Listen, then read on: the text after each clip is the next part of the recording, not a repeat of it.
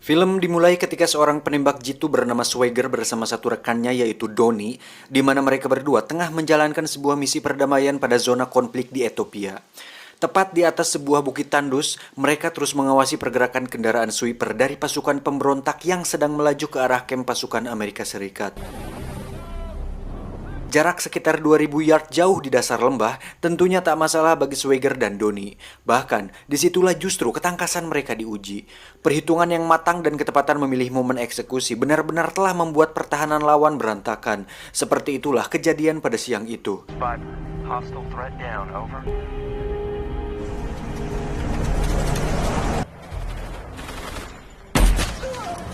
$30 miles an hour, 3 mil lead.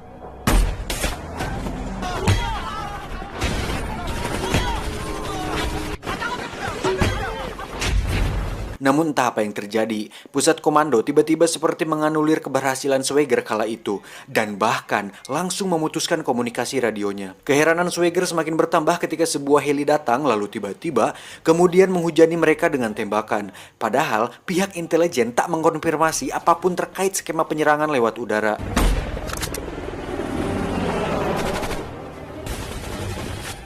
Lantas, dari pihak manakah heli itu berasal? Nanti kita akan tahu jawabannya. Lanjut, perlawanan yang tak berimbang pada peristiwa tersebut telah mengakibatkan tewasnya Donnie yang merupakan satu-satunya sahabat Swagger yang selalu mendampingi sepanjang perjuangannya. Sontak hal tersebut menyulut kemarahan Swagger dan berhasil menembak jatuh pesawat heli itu.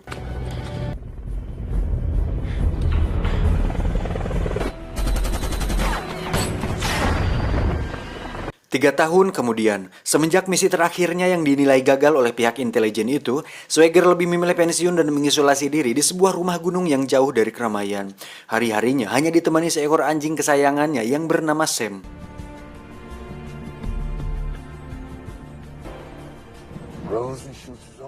Pada pagi itu, Swagger kedatangan tamu dari FBI. Mereka adalah Kolonel Isaac Sobari serta dua orang peliharaannya yang tak saya sebutkan namanya. Yang jelas mereka bukan Sam. Dengan susah payah, Pak Isaac memujuk Swagger untuk membuat skema penembakan jarak jauh terkait adanya sebuah rencana pembunuhan terhadap presiden yang berhasil terlacak lewat rekaman transmisi. Dengan kemampuan Swagger ini, diharapkan bisa membantu menggagalkan rencana teror tersebut. Seperti itulah skenarionya. Nasionalisme seorang mantan prajurit masih melekat kuat pada jiwa Swagger, maka akhirnya dia pun bersedia menjalankan misi ini untuk terakhir kalinya.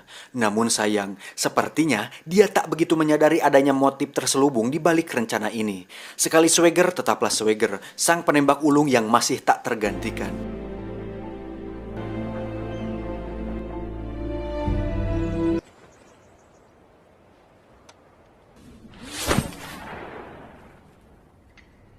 Singkat cerita, Swagger mulai melakukan survei dan mengamati 3 tempat penting di Amerika, yaitu Maryland, Philadelphia, dan Washington DC.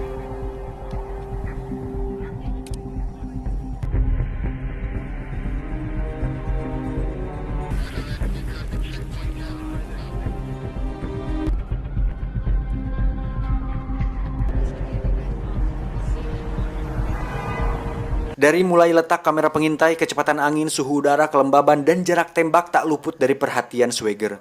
Bahkan dia menentukan kapan dan di mana dari ketiga tempat itu kemungkinan besar presiden akan dibunuh. Maka Swagger memilih Philadelphia sebagai titik lokasi yang paling memungkinkan terjadi.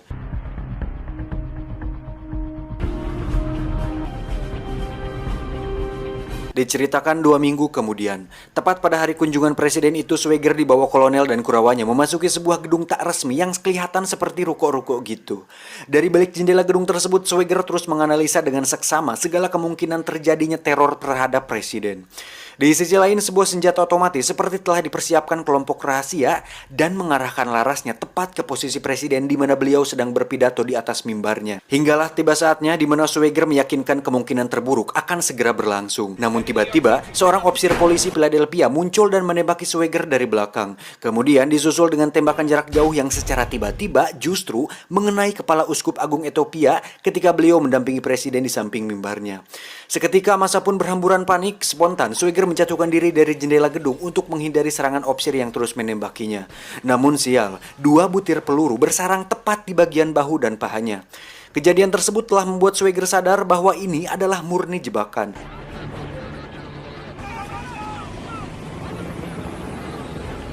Dan bukan hal mustahil jika sang opsir itu pun merupakan bagian dari rangkaian jebakan tersebut. Hal itu terbukti ketika sekonyong-konyong dia dituduh sebagai eksekutor tembak yang menewaskan uskup agung tersebut. Dengan membawa luka tembak di tubuhnya, Swagger berhasil lolos dan menghampiri seorang agen FBI yang sedang memantau situasi. Dia bernama Nick Memphis. Di hadapannya Swagger menyatakan, "Bukan aku pelakunya, aku dijebak." Setelah itu, Swagger melumpuhkan Memphis kemudian merampas senjata dan mobil dinasnya lalu kabur dari sana.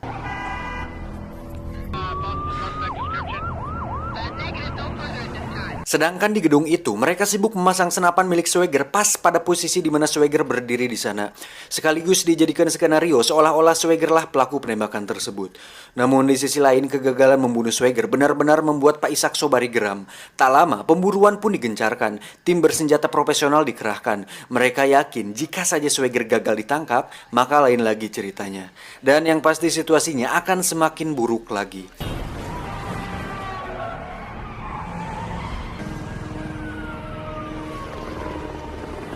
Sementara itu, kepiawaian dan keberanian eksersan Angkatan Laut ini masih cukup untuk mengelabui kepungan mereka.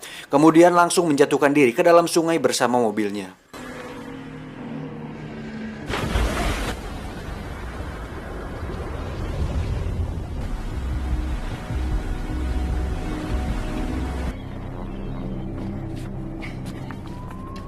Singkat cerita, pelarian Swagger berakhir di rumah seorang janda muda bernama Sarah Van. Dia adalah mantan istri almarhum teman sejawatnya dulu, yaitu Donnie Van. Pada awalnya, Sarah pun meragukan Swagger karena terpengaruh isu yang bergulir di televisi akhir-akhir ini. Namun Swagger terus berupaya untuk meyakinkan Sarah bahwa sekelompok orang telah menjebaknya. Hingga akhirnya Sarah pun bersedia menerima Swagger dan merawat luka tembak yang tengah dialaminya.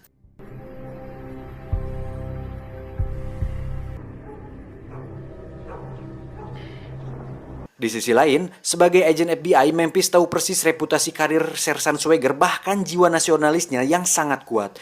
Sehingga dia yakin bahwa bukan Swagger pelakunya. Melihat terdapat banyak kejanggalan, maka Memphis mencari data dan menggali informasi terkait kasus ini.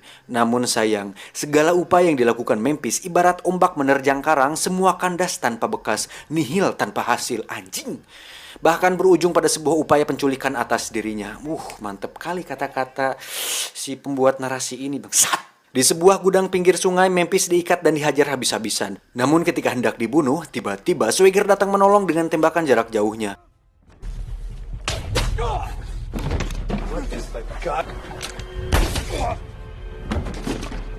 Semenjak itulah, Memphis rela mengorbankan karirnya dan bersedia menyatukan misi bersama Swagger, yaitu demi membongkar kejahatan berbalut konspirasi di tubuh FBI terkait penembakan uskup agung tersebut. Kabar bergabungnya Memphis dengan Swagger mengisyaratkan bahwa pertempuran babak baru akan segera dimulai. Pak Ishak Sobari dan komplotannya kini mulai resah, sehingga mereka membuat strategi apa saja untuk memancing Swagger keluar dari persembunyiannya, termasuk menculik Sarah sahabatnya untuk dijadikan sandera. Tujuannya hanya satu, yaitu membunuh Swagger.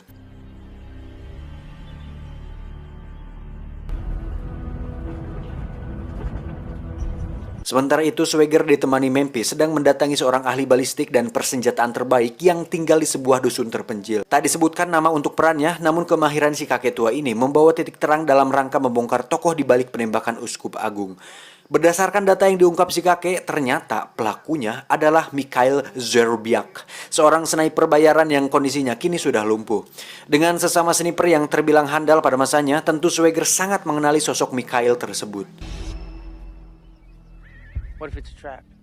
Singkat cerita, mereka berdua tiba di Virginia. Menyusul adanya informasi bahwa Mikhail sengaja ditempatkan di sana sebagai opsi kedua untuk memancing kedatangan Swagger.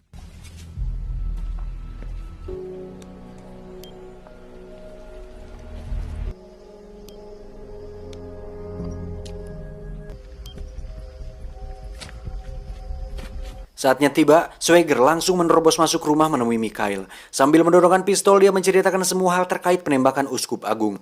Motifnya adalah ketakutan yang berlebihan dari sekelompok penjahat yang takut jika sang uskup membocorkan semua kejahatannya pada presiden. Dan dalang dari semua ini adalah Kolonel Ishak Sobari dan Charles. Setelah itu, Mikhail menembak kepalanya sendiri hingga tewas. Beruntung, Swagger telah merekam percakapan itu melalui handphonenya. Sementara di luar rumah, pasukan elit militer utusan Kolonel Sobari datang mengepung dan memaksa Swagger untuk menyerah. Namun faktanya, mereka justru malah termakan perangkap bom yang Swagger tebar sebelumnya.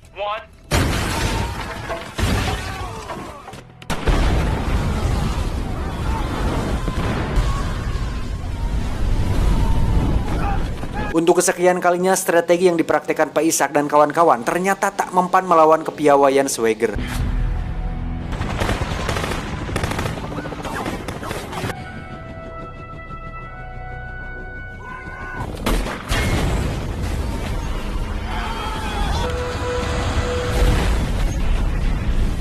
Hingga akhirnya terpaksa Pak Ishak harus menerima kesepakatan yang ditawarkan Swagger. Meskipun berat, namun mau tidak mau langkah ini harus mereka tempuh. Di mana mereka harus menyerahkan senator sebagai jaminan demi mendapatkan file rekaman handphone tentang bukti kejahatan mereka selama ini.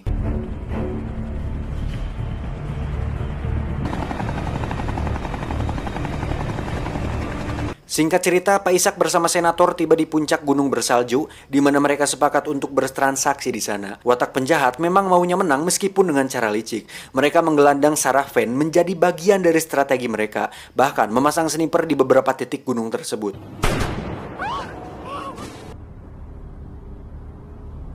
Namun sepertinya Swagger lebih sigap membaca strategi bulus mereka dan berhasil melumpuhkannya.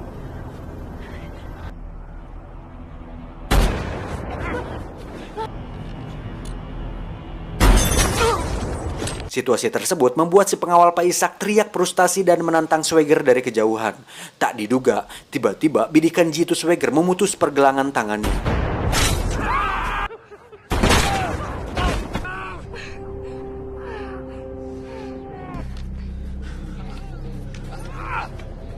Sementara itu, senator pura-pura berlagak baik dengan membujuk Swagger untuk bekerja sama dengannya. Dengan tegas, Swagger menyinggung soal kejahatan perang yang terjadi di Ethiopia 3 tahun silam, dan hal itu cukup jadi tamparan baginya. Di luar dugaan, tiba-tiba 2 helikopter FBI datang untuk menangkap Swagger. Dengan terpaksa, dia menyerah dan membawa perkara ini ke majelis peradilan. Di hadapan hakim dan penuntut, Swagger berusaha membantah bahwa yang dituduhkannya terhadapnya selama ini adalah tidak benar. Bahkan terkait bukti senjata miliknya itu pun hanyalah rekayasa Kolonel Sobari. Karena ketika itu, senapan masih pada posisi yang tak digunakan dan tak sembarang orang bisa menggunakannya. Namun keputusan majelis justru malah meloloskan Kolonel Sobari dengan dalih materi kasusnya di luar teritori hukum di sana. Tentunya hal itu sangat mengagetkan Swagger. Namun meskipun demikian, hakim memberikan kesempatan pada Swagger untuk mendedikasikan keadilan dengan gayanya sendiri. Alhasil, vonis bebas pun dianugerahkan hakim kepada Swagger. Singkat cerita, malam pun tiba. Scene berpindah ke sebuah villa di mana Sobari dan senator tengah tertawa karena kebebasannya. Tiba-tiba, salah seorang kurawanya jatuh di hadapan mereka dengan lubang peluru di kepalanya. Faham akan isyarat kedatangan Swagger, mereka pun berusaha melindungi diri. Namun kemurkaan Swagger kali ini seperti sudah tak kompromi lagi. Alhasil, semua penghuni villa tersebut mampus termakan tembakan gahar Swagger. He's under the floor.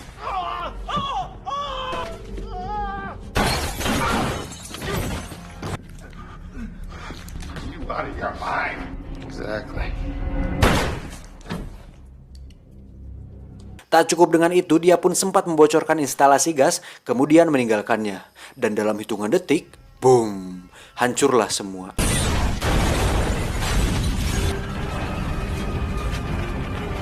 Sementara itu, Swagger menghampiri Sarah yang sedang menunggu di mobilnya.